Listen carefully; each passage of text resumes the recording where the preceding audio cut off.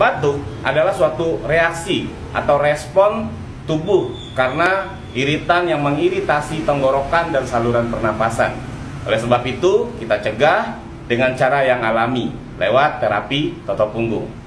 Di samping saya sudah ada peta area punggung. Kita akan melakukan terapi di belikat sebelah kanan dan belikat sebelah kiri.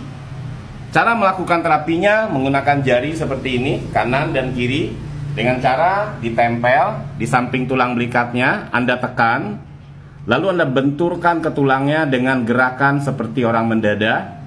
Tujuan kita menekan supaya kita bisa membenturkan. Tujuan kita membenturkan agar terurai sumbatan. Dengan sumbatan terurai, darah lancar, nutrisi tersalurkan, oksigen terkirimkan, maka persoalan organ tubuh kita dapat teratasi dengan cara yang alami. Begitu juga dengan yang sebelah kiri, tempel, tekan, lalu benturkan. Gerakannya seperti orang mendada. Dengan cara dibenturkan ke tulang belikatnya seperti ini, lebih rapat, lebih bagus. Lakukan hal ini setiap hari 15 menit sampai 20 menit 2 kali dalam satu hari.